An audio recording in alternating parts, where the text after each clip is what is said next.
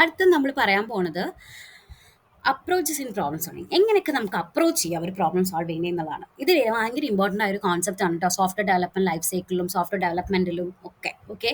അതിൽ വരുന്ന ഒരു രണ്ട് അപ്രോച്ചുകളാണ് top down approach and bottom up approach. പേര് തന്നെ നിങ്ങൾക്ക് കേൾക്കുന്നുണ്ടാവും, ടോപ്പ് ഡൗൺ ബോട്ടം അപ്പ്. തിരിച്ച് അത് ചെറുതുനിന്ന് അല്ലെങ്കിൽ ബോട്ടത്തിൽ നിന്ന് ടോപ്പിലേക്ക്, ടോപ്പിൽ നിന്ന് ബോട്ടത്തിലേക്ക്. പേര് തന്നെ ചെറിയ ചെറിയ കാര്യങ്ങളുണ്ട് അല്ലേ. ഇവിടെ നമ്മൾ ഒരു ബ്രോഡർ ആയിട്ടുള്ള ഒരു ഗോളിനെ, ഒരു പ്രോബ്ലത്തിനെ ബ്രേക്ക് ഡൗൺ ചെയ്ത് സ്മോൾ സ്മോൾ പാർട്സ് ആക്കുന്നതാണ് ടോപ്പ് ഡൗൺ അപ്രോച്ച് കൊണ്ട് ഉദ്ദേശിക്കുന്നത്. ഇതൊരു ഹൈറാർക്കിക്കൽ മെത്തഡിന്റെ കോൺസെപ്റ്റിൽ വെച്ചിട്ട് തന്നെയാണ് വർക്ക് ചെയ്യുന്നത്.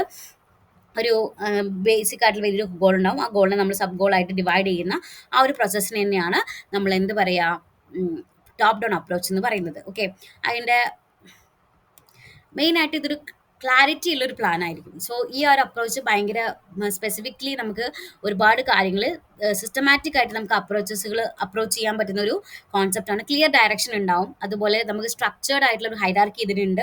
അതുകൊണ്ട് അതിൻ്റെതായ അഡ്വാൻറ്റേജ് ഉണ്ട്. എങ്ങനെ ഓർഗനൈസ് ചെയ്യണമെന്ന് കറക്റ്റ് അറിയാം, മാനേജ് ചെയ്യാൻ പറ്റും ടാസ്കുകൾ. ചലഞ്ചസ് എന്താ വെച്ചാൽ ചില കേസിൽ നമുക്ക് ഒരു ചേഞ്ച് വരണമെങ്കിൽ കുറച്ച് ബുദ്ധിമുട്ടാണ്, കുറേ കാര്യങ്ങൾ നമ്മൾ മാറ്റേണ്ടി വരും.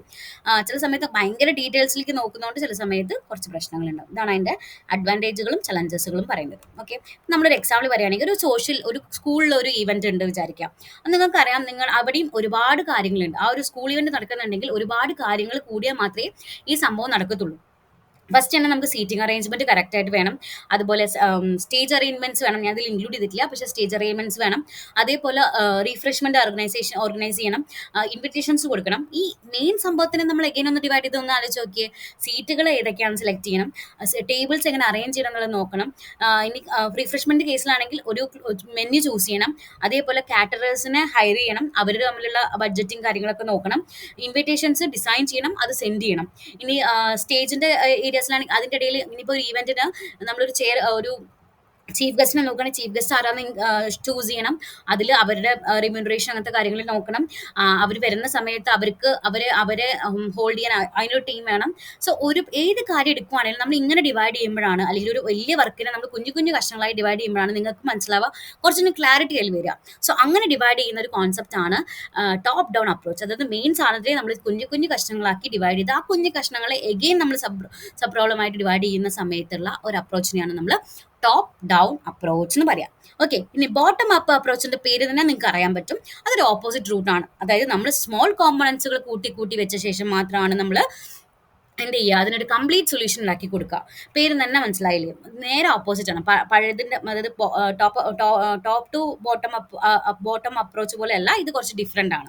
അതിലെങ്ങനെയാ വെച്ചാൽ ബെഗിൻ വിത്ത് ബിൽഡിംഗ് ബ്ലോക്സ്. നമ്മൾ ചെറിയ കുട്ടിയിൽ കളിച്ചിട്ടുണ്ടാവും ബിൽഡിംഗ് ബ്ലോക്സ് വെച്ച്. അതൊന്ന് നമ്മൾ ഉണ്ടാക്കുന്ന ഷേപ്പുകളെ പോലെ തന്നെയാണ് ഇതിൽ നമ്മൾ ബോട്ടം അപ്പ് അപ്രോച്ച് വർക്ക് ചെയ്യുന്നത്. ചെറിയ ചെറിയ കാര്യങ്ങൾ ഉണ്ടാക്കിയിട്ടാണ് വലിയ വലിയ സംഭവങ്ങളിലേക്ക്, ആ പ്രോബ്ലത്തിൻ്റെ കംപ്ലീറ്റ് സൊല്യൂഷനിലേക്ക് പോകുന്നുണ്ടാവുക. ഓക്കെ, നമ്മൾ കോമ്പോണൻസ് കമ്പൈൻ ചെയ്തിട്ടാണ് യൂണിറ്റ്സ് ഉണ്ടാക്കുന്നത്, സ്ട്രക്ചേഴ്സ് ഉണ്ടാക്കുന്നത്. അങ്ങനെ അവരെ കമ്പൈൻ ചെയ്തിട്ടാണ് നമുക്ക് ഗോളിലേക്ക് അച്ചീവ് ചെയ്യുന്നത്. ഇത് ഫ്ലെക്സിബിൾ ആണ്, നമുക്ക് ആവശ്യമുള്ള അനുസരിച്ച് ചേഞ്ചസ് മാറ്റി വെച്ച് മാത്രം ഉണ്ടാക്കിക്കൊണ്ടിരിക്കാം. ഓക്കെ, ബെറ്റർ ഡീറ്റെയിലിംഗ് ആണ്. അതുപോലെ ഇൻഡിപെൻഡൻ്റ് ആണ്, ഒരാളായിട്ട് ഡിപ്പെൻഡൻ്റ് അല്ല. ഓക്കെ, ചില സമയത്ത് നമുക്ക് ഡയറക്ഷൻസിന് ലാക്കിംഗ് ഉണ്ടാവും. അതുപോലെ ചിലപ്പോൾ ഇത് മൂന്നും എല്ലാം കൂടി ഇൻ്റഗ്രേറ്റ് ചെയ്യുന്ന സമയത്ത് ചില may be some issues will form.